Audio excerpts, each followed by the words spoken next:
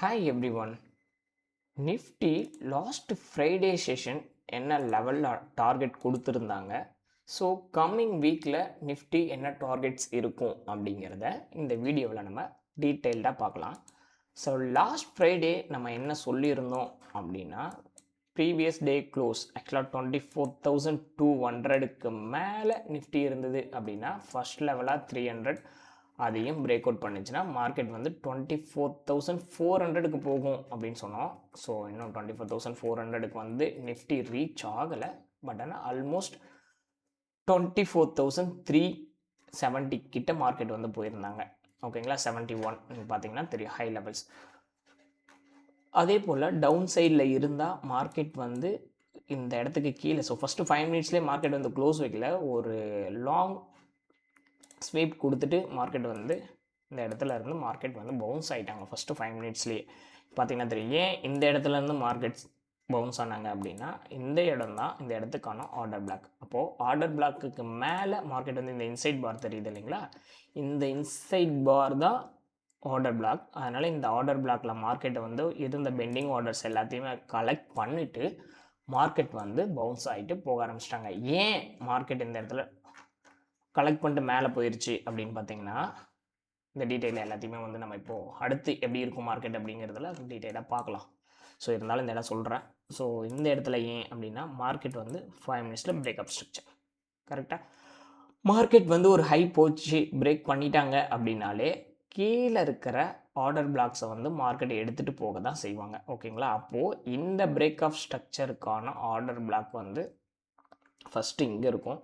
இதோட deep level பார்த்திங்க அப்படின்னா இந்த இடத்துல கீழே இருக்க இம்பேலன்ஸ் கேண்டில் தான் இருக்கும். ஓகேங்களா, ஏன்னா இந்த இடத்த தான் மார்க்கெட் வந்து பிரேக் பண்ணியிருக்காங்க. அப்போ இந்த எக்ஸ்ட்ரீம் லெவலுக்கும் மார்க்கெட் வந்து வர்றதுக்கு பாசிபிள் இருக்குது. ஒருவேளை இந்த லெவலுக்கு கீழே மார்க்கெட் க்ளோஸ் வச்சாங்க அப்படின்னா அது சேஞ்ச். ஓகேங்களா, க்ளோஸ் வைக்கல, ஏன்னா மார்க்கெட் வந்து கண்டினியூவாக ஹையர் ஐ ஃபார்மேஷனில் வந்து போயிட்டுருக்கு. ஸோ அதனால் மார்க்கெட் இந்த இடத்துல இந்த ஆர்டர்ஸை வந்து ரூட் லெவலில் கலெக்ட் பண்ணிவிட்டு மார்க்கெட் வந்து அப் சைடில் போக ஆரம்பிச்சிருச்சு. ஓகேங்களா, ஓகே. ஸோ இப்போது கம்மிங் டேஸில் மார்க்கெட் எப்படி இருக்கும் அப்படிங்கிறத பார்த்துடலாம். இப்போ லாஸ்ட் வீக் மட்டுமே பார்த்தீங்க அப்படின்னா எவ்வளோ பாயிண்ட்ஸ் உங்களுக்கு மூவ் ஆகிருக்கு அப்படின்னு பார்த்தீங்கன்னா, ஒரு 1 வீக் கேண்டில் எடுத்துக்கிறேன். 1 வீக் கேண்டில் ஸோ டவுன்லேருந்து அப் சைடு வரைக்கும் பார்த்தீங்கன்னா ஒரு 850 பாயிண்ட்ஸ். ஓகேங்களா, 850 பாயிண்ட்ஸ் வரைக்கும் மார்க்கெட் வந்து அப்ஸ் அண்ட் டவுன்ஸ் கொடுத்துருக்கு ஒரு 1 வீக்கில். ஓகே, ஸோ ஓவராலாக நம்ம இந்த இடத்த வந்து கிளியராகவே சொல்லியிருந்தோம். பாட்டம் ஃபிஷிங் ஏரியா அப்படிங்கிறத நம்ம கிளியராக கொடுத்துருந்தோம், டே சார்ட்டில் வச்சு கொடுத்துருந்தோம் இந்த கேண்டில். ஸோ எல்லாருமே வந்து மார்க்கெட் வந்து எல்லா சேனல், நிறைய சேனல் பார்த்துருப்பீங்க. ஸோ ஒரு சிலர் நல்லா அனலைஸ் பண்ணவங்க கரெக்டாக இந்த இடத்துல வந்து பாட்டம் ஃபிஷிங் அப்படிங்கிறதையும் சொல்லியிருப்பாங்க.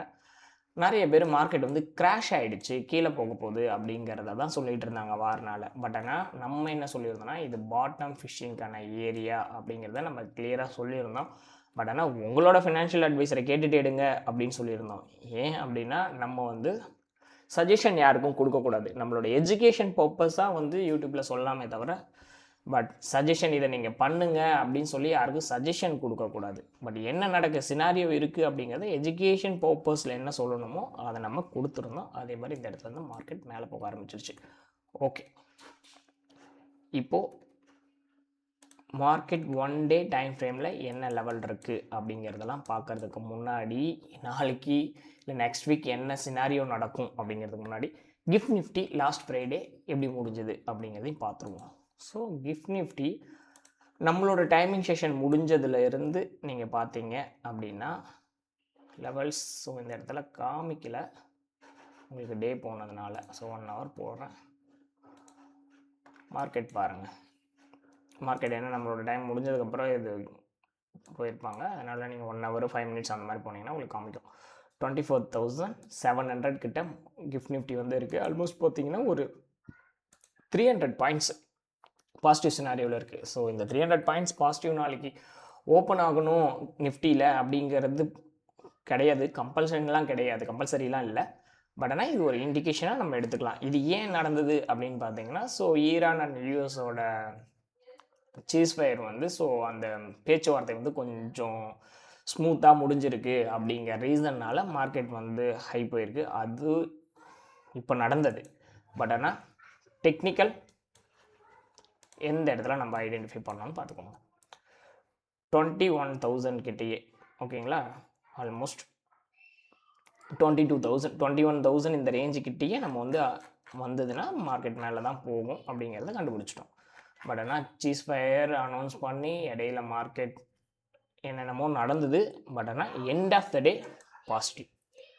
ஓகேங்களா, ஸோ அப்போது டெக்னிக்கல் முன்னாடியே உங்களுக்கு சொல்லிவிடும் மார்க்கெட் என்ன பண்ண போகிறாங்க அப்படிங்கிறத. பட் நியூஸ் வந்து அதுக்கப்புறம் தான் வரும். பட் நியூஸை பொறுத்து மார்க்கெட் வந்து கொஞ்சம் வேகமாகவோ போகிறதுக்கான பாசிபிலிட்டிஸ் தான் இருக்குமே தவிர போக வேண்டிய இடத்துக்கு. பட் டெக்னிக்கலாக ப்ராப்பராக படிச்சுக்கிட்டீங்க, டெக்னிக்கல் உங்களுக்கு அனலைஸ் பண்ண தெரிஞ்சிச்சுன்னா போதுமானது. நியூஸை பார்த்து நீங்கள் ரியாக்ட் பண்ணணும்னு அவசியமே கிடையாது. இப்போ நீங்கள் லாங் டேர்ம் ட்ரேடராக இருக்க போகிறீங்க அப்படின்னீங்கன்னா ஸோ நியூஸை பார்த்து பண்ணணும்னு எந்த அவசியமும் கிடையாது. ஸோ டெக்னிக்கலாக ப்ராப்பராக தெரிஞ்சு வச்சுக்கோங்க. லாங் டேர்ம்னும் போது ஃபண்டமெண்டல்ஸாக கொஞ்சம் தெரிஞ்சுட்டு நல்ல கம்பெனியில் இன்வெஸ்ட் பண்ணுங்கள். ஓகேங்களா, ஓகே. இப்போது அடுத்து நம்மளுக்கு வருவோம்.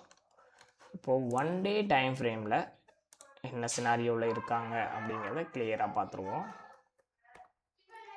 சாரி, 1 day டைம் ஃப்ரேமுக்கு போகிறோம். 1 day டைம் ஃப்ரேமில் 1 டேக்கு வந்து இந்த ஹை டு லோ ட்ராப் பண்ணுறேன். ஹை டு லோ ட்ராப் பண்ணும்போது மார்க்கெட் வந்து ஒரு 50% மேலே இருக்குது. ஸோ இந்த இடத்துல நம்ம வெயிட் பண்ணுங்கள் அப்படின்னு சொல்லியிருந்தோம். இந்த இடத்துல ஒரு ரிஜெக்ஷன் நடக்கிறதுக்கு சான்சஸும் இருக்குது. மார்க்கெட் அதே போலே டவுனில் வந்துட்டு மார்க்கெட் வந்து திரும்ப ரெக்கவரி கொடுத்துருக்கு. ஓகேங்களா, ஒன்று. இப்போ ஒருவேளை நம்ம எக்ஸ்பெக்ட் பண்ணுற மாதிரி ஒரு 300 பாயிண்ட் பக்கம் மார்க்கெட் நாளைக்கு கேப் அப் ஓப்பன் ஆகுறாங்க அப்படின்னு வச்சுக்கோங்களேன். 300 பாயிண்ட் பாசிட்டிவில் ஓப்பன் ஆகும்போதே பார்த்திங்கன்னா 60% கிட்ட மார்க்கெட் ஓப்பன் ஆகிடும். கரெக்டாக 61%. அப்போ 61% அப்படிங்கிறது ஒரு கோல்டன் ரேஷியோ. ஓகேங்களா, அப்போ அந்த கோல்டன் ரேஷியோவில் மார்க்கெட் வந்து கொஞ்சம் ஸ்ட்ரகிள் ஆகலாம்.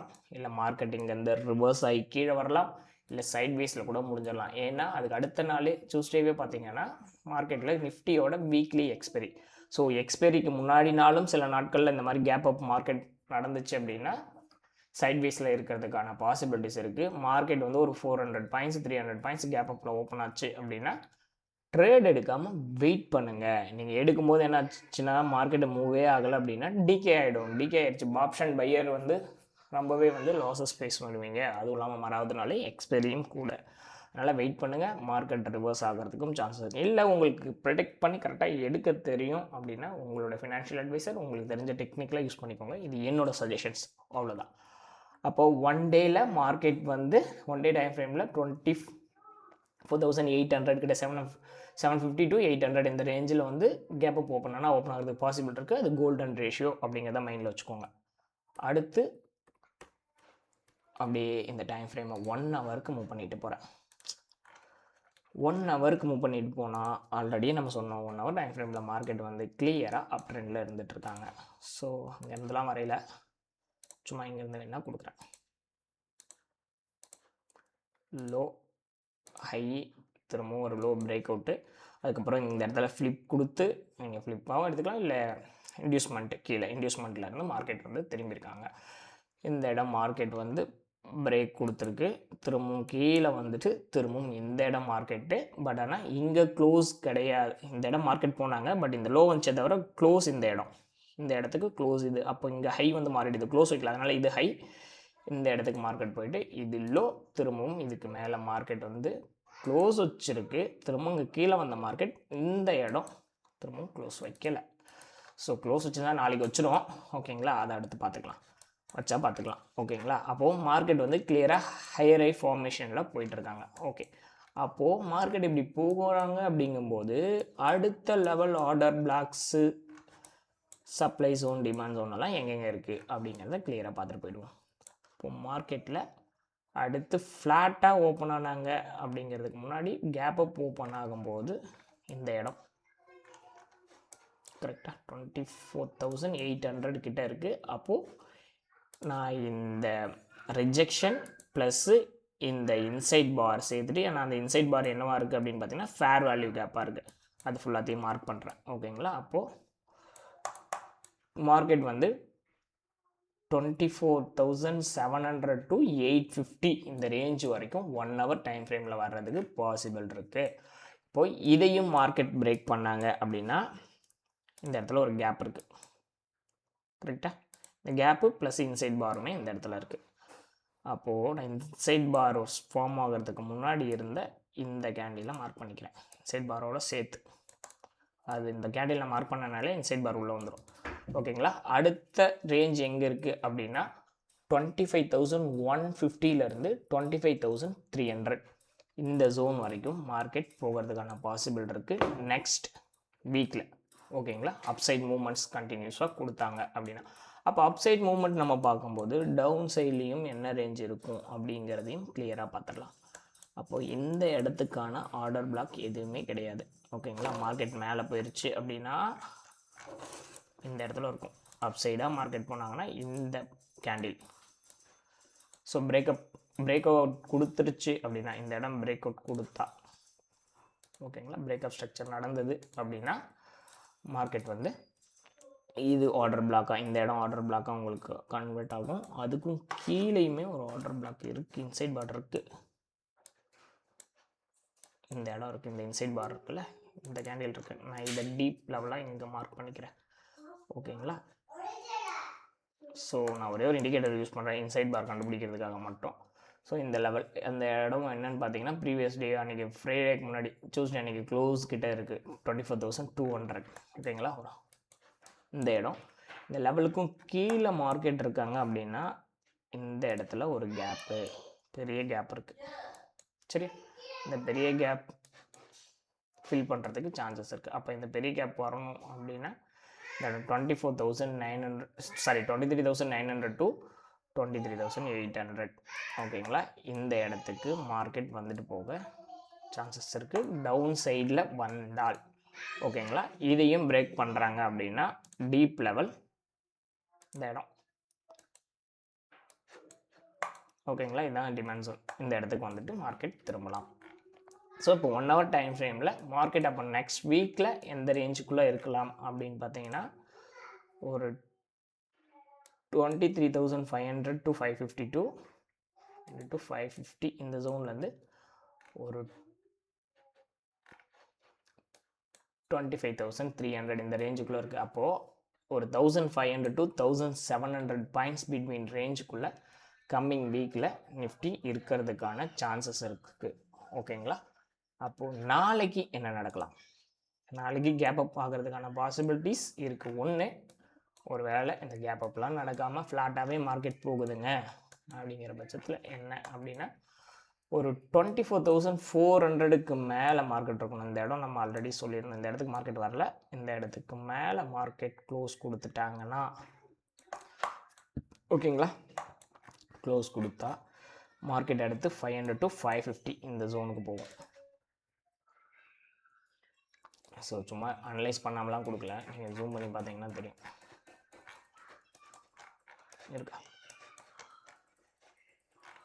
இருக்குங்களா? கண்டினியூ ஃபேர் வேல்யூ கேப்ஸ் இந்த இடம் எல்லாமே இருக்கும் இந்த ஜோன் ஃபுல்லாக. ஸோ டீப் லெவல் போனீங்க அப்படின்னா இந்த இடமா இருக்கும், இந்த இன்சைட் பாராக இருக்கும். ஆனால் உங்களுக்கு கேப் இருக்கிற இடம் பார்த்தீங்கன்னா, நான் ஏன் இங்கே கொடுத்தேன்னா இங்கே தான் கேப் இருக்குது, இந்த இடத்துல தான் உங்களுக்கு கேப். கரெக்டுங்களா? 24,550 to 580 இந்த ஜோனுக்குள்ளே தான் உங்களுக்கு கேப் இருக்குது. அதனால் நான் இந்த இடத்த கொடுத்துருந்தேன். ஸோ இங்கெல்லாம் கேப் கிடையாது. அதே போல் 24,580க்கு மேலே இருந்தால் கேப் அப்பாக இருக்கிறப்ப இந்த இடம் ஓப்பன் ஆகும். பட் இந்த லெவலுக்கு வர்றதுக்கு சான்சஸ் இந்த 850 24,850 மார்க்கெட் பிரேக் பண்ணால் தான் 5 minutes இருந்தாலும் சரி, 1 hour இருந்தாலும் சரி, மார்க்கெட் அடுத்த ஜோனுக்கு போகிறதுக்கு பாசிபிள். இம்மிடியட்டாக பார்த்தீங்கன்னா 25,000, இந்த 25,000ஐயும் பிரேக் பண்ணால் தான் 25,150 to 300. ஓகேங்களா? இதுதான் அப் சைடில் நாளைக்கான வியூஸ். அதே போல் டவுன் சைட்லேயும் பார்த்துடலாம். டவுன் சைடில் எங்கே வரும்? டவுன் சைடு வர்றதுக்கு கொஞ்சம் மேலே போன இடத்துலேருந்து வரலாம், கேப் அப் ஓப்பன் ஆன இடத்துலேருந்து வர்றதுக்கு சான்ஸ் இருக்குது. ஒருவேளை நம்ம ஃப்ளாட் சினாரியோஸ் ஃப்ளாட்டாகவே ஓப்பன் ஆகுது அப்படின்னா மார்க்கெட் வந்து ப்ரீவியஸ் டேவோட க்ளோஸுக்கு கீழே மார்க்கெட் இருக்காங்க அப்படின்னா 24,353.55. ஓகேங்களா? 5555. ஓகே, 55ன்னு சொல்லக்கூடாது, 55ன்னு சொல்லக்கூடாது. ஓகேங்களா? பாயிண்ட்டுக்கு அப்புறம் அதனால். ஸோ அப்போ ஃபஸ்ட் லெவலாக இந்த லெவல், இந்த ஜோன் ப்ரீவியஸ் டே க்ளோஸ், அதுக்கு முன்னாடி நாள் க்ளோஸ்ட் வந்து இந்த ஒரு 100 பாயிண்ட்ஸ் டவுனு, ஓகேங்களா. 250 வரைக்கும் வரலாம் கீழே. இந்த 250யும் பிரேக் பண்ணாங்க அப்படின்னா 24,200 இந்த ரேஷியோ தான் நாளைக்கு இருக்கிறதுக்கான பாசிபிள் டவுன் சைடு ஒரு வேலை இருந்தால். அப்படி இல்லைன்னா மார்க்கெட் எந்த இடத்துல க்ளோஸ் ஆகுது, க்ளோஸ் ஆன இடத்துல இருந்து எங்கே வரும் அப்படிங்கிறத லைவ் மார்க்கெட்டில் நம்ம பார்த்துட்டு அதுக்கேற்ற மாதிரி நம்மளுடைய எக்ஸிக்யூஷனை வந்து மாற்றணும். ஸோ அது எப்படி இருக்கும் அப்படிங்கிறத நாளைக்கு மார்க்கெட் ஓப்பன் ஆகும்போது வெயிட் பண்ணி பார்க்கலாம். நிஃப்டியோட ஓவரால் சினாரியோ கம்மிங் வீக் அதுக்கப்புறம் நாளைக்கு எப்படி இருக்கும் அப்படிங்கிறத நம்ம ஆல்ரெடி பார்த்துட்டோம். எப்படி ப்ளே ஆகுது அப்படிங்கிறத நம்ம வெயிட் பண்ணி பார்க்கலாம். தேங்க்யூ.